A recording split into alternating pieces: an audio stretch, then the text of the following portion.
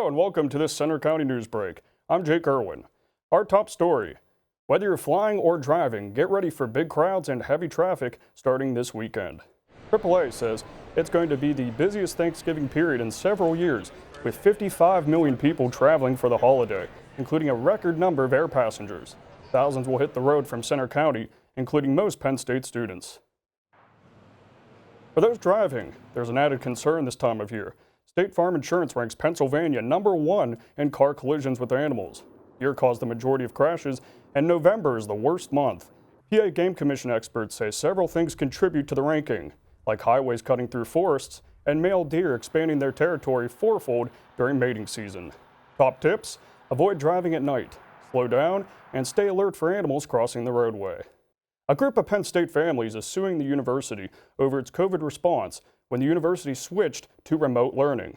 They want a tuition refund, arguing that compared to an in-person education, remote learning is subpar.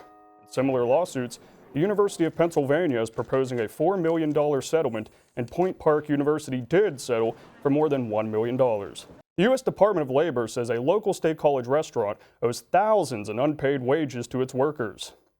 Plaza Azteca, which owns Plaza Mexican on South Atherton Street, agreed to pay nearly $600,000 to 41 workers here in a multi-million-dollar settlement. They say Plaza paid kitchen employees predetermined amounts, leading to hourly wages lower than the state minimum across 40 locations nationwide.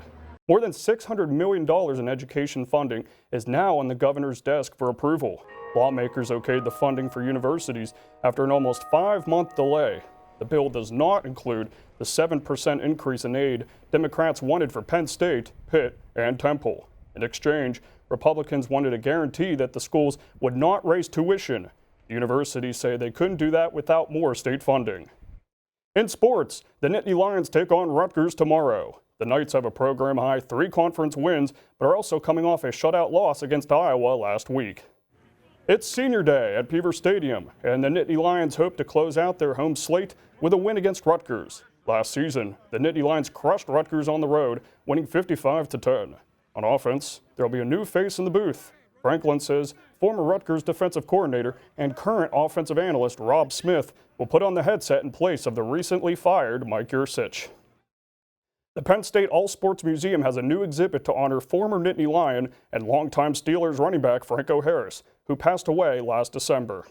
The thing that we really kind of hit upon as being probably one of Franco's most defining characteristics was his absolute willingness to take photos with everybody. The unique tribute is a mural made up of about 2,000 photos of family, friends, and fans taken with Harris over the years. Located in the museum's lobby, the exhibit was unveiled on Sunday. Visitors can check it out from 10 to 4, Tuesday through Saturday, and from noon to 4 on Sundays. And bells were ringing, carolers were singing, and holiday spirit was in the air as State College's Light Up the Night event took over Allen Street Thursday.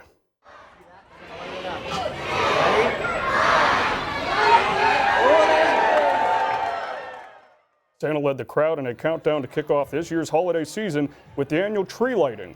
Hundreds of people turned out to catch local musical and dance performances and enjoy the Christmas market. Thank you for joining us. We'll have more on these stories later. Until then, I'm Jake Irwin.